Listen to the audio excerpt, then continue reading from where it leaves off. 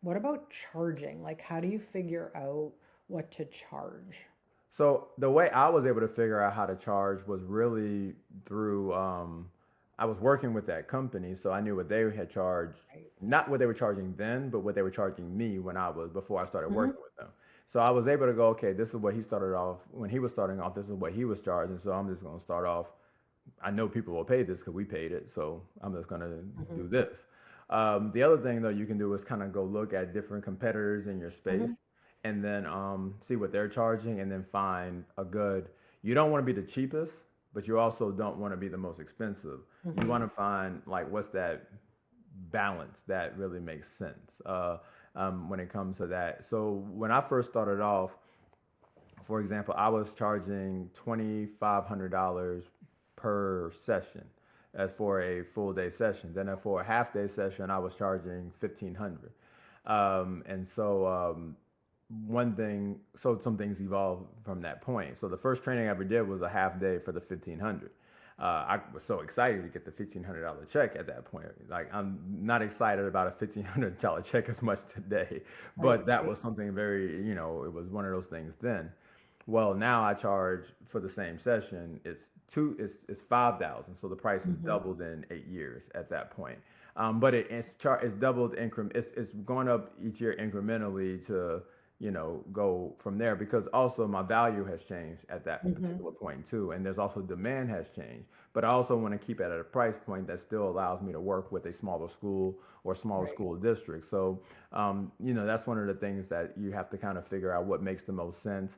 One thing I will say that a lot of times people don't realize, and I noticed this happen with the company I was working with before, is having a plan to charge for travel. The one Okay. thing you never want to do is be reimbursed for travel as a business.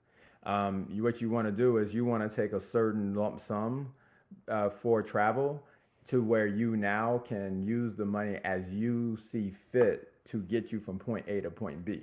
Now, the thing about hopefully I'll be able to explain this in a way that makes sense. The reason why that's so important is because there is no cookie cutter way to get from point A to point B. A lot of times people think that when you're doing this, that, oh, okay, like you just get a flight, you do this, you do that. No, you don't know how many flights you may have to get on to get there. You don't know how many flights you may have to get on to get back home. A lot of times when I go out west, so like if I go to Idaho, when I go out to Idaho, I can't get home that night from Idaho. There's no direct flight that's going to get me back to DC from Idaho. So what I have to do, and what my goal is to go to Denver. Well, when I go to Denver, I now got to get a hotel when I go to Denver. Well, when you're in Denver, and let's say you're having to catch a flight, you have to Denver. If you've ever been to Denver's airport, the I thing have. about their airport, there's It's a gigantic. hotel at the airport, which Yeah. is a good hotel, but it's pretty expensive. It's about $400 a night, the Westin.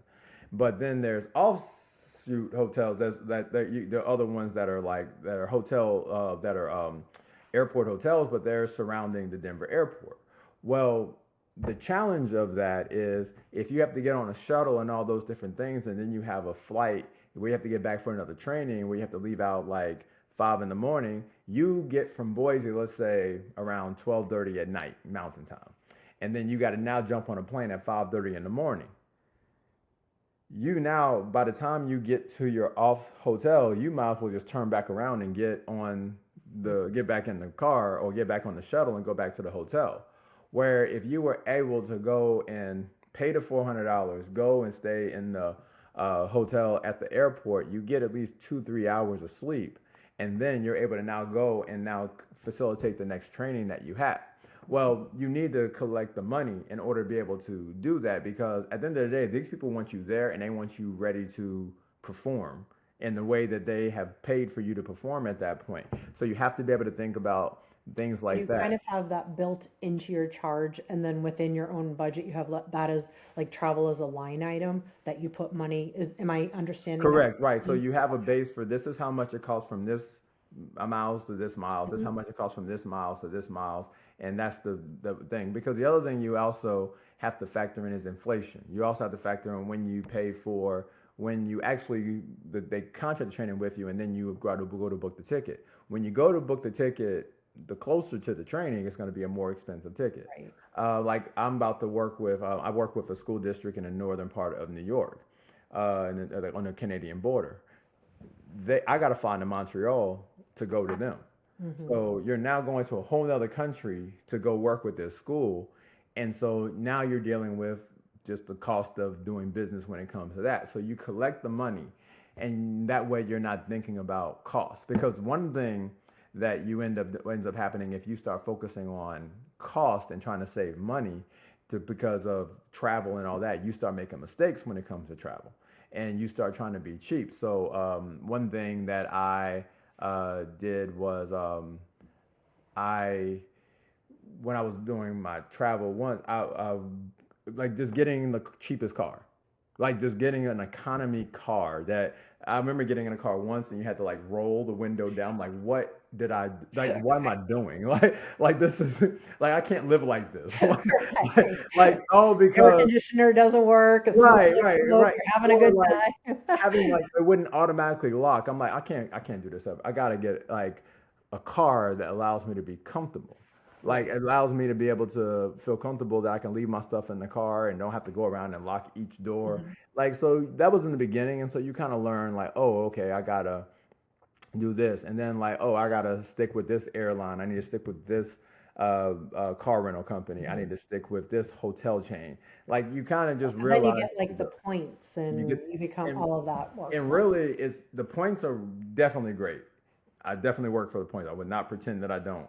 But it's the perks that you really are needing. So Mhm. for example, when you're flying, you need internet because you got to do a lot of work when you're in the air. So if you can get to the status that gets you free internet, you don't have to worry about whether or not you have internet at that point, to where now you can get work done when internet works. Well, when you get to certain hotel chains, they have like I now that I have the status, I have diamond status with Hilton. I've had that since I think 2019.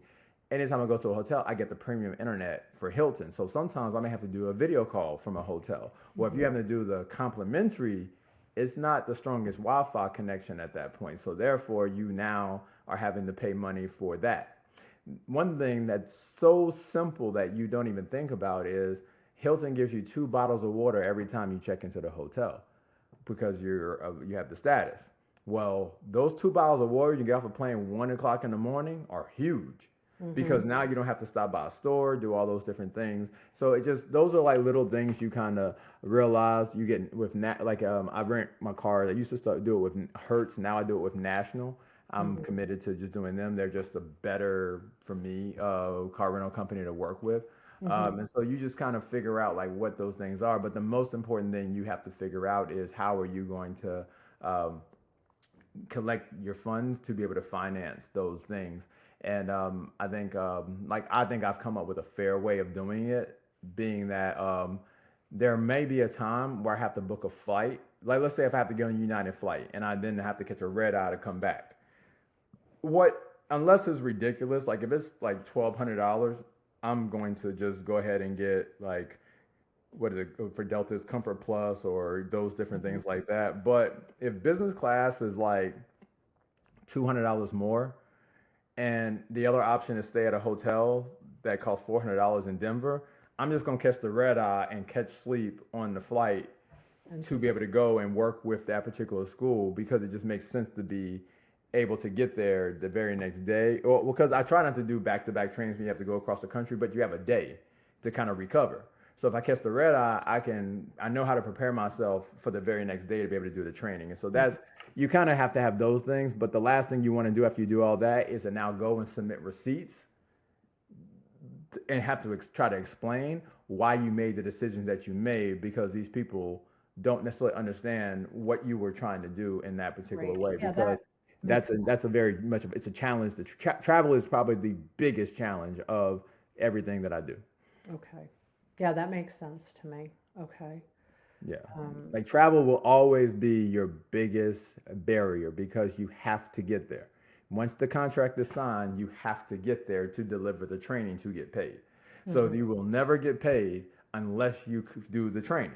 So you have to get there. So literally, when a training is happening, Like I am looking at the weather the week before. I'm trying to see, okay, where. So if I have a layover in Denver, I'll go, oh, maybe I need to go through Phoenix. Like like when I see the weather, right? You have to really pay attention to all those things. So this was a fun winter for you to try to navigate, huh? The funny thing is, I didn't do last year was more. Okay. This year, I was smart about about having very light load Okay. this winter because last winter I missed two trainings because of the weather. Okay. So you kind of like, okay, January is a bad month, so let's pull back and not do as much in January. Or if you're going to do something, try to do it in places that don't typically have weather Like not New that England. Yeah. right, right. Well, the goal is California, Yeah. and so, but this year, even this year, I did it in I had one in Arkansas, and they literally had just had an ice storm. The weekend I was going there, they had an ice storm. They had shut down school that Thursday and Friday, and so they were like, "Hey, just letting you know, we had shut down school. We're not sure if this ice is gonna melt or anything." Luckily, I've been living in DC, and I kind of know how things work now. And I Hmm. started looking at the temperature, and I'm like, "I'll be fine," because it's gonna be like 46 Right. degrees. Everything's gonna melt. Like you're fine. Like well, I'm not worried about getting on the roads, but. I understood their concern because they live in the South. This isn't typical for them. When I lived there, I didn't know how ice Right. and snow and all that stuff worked. It doesn't melt and all those different, like in the way that it does. You don't know those things, and so I completely understood why they were Right. just giving me the heads up when it comes to that. But those are the kind of things you kind of have to deal with, and so what else? So even with travel, you don't book a non-refundable flight. So Hmm. that's another thing. Because if you book a non-refundable flight, so therefore it costs more money to book a flight because you have to be able to back out because if a school something comes up, anything can happen at any point in time. So if something does happen, what do? Hmm. You want to keep your money with the airline because you don't receive money from them. Where if you can just go in, cancel the flight, and now your money gets returned back to you, now you're able to use it for what you need to use it for at that point. So it's really kind of one of those things also. Yeah, there's a lot of layers to consider that I appreciate you bringing to light now because I'm sure a lot of it was like for you, oh, I didn't think about that until it was happening or You don't know what you don't know until things start happening, and then right. you now have to start now figuring out those pieces.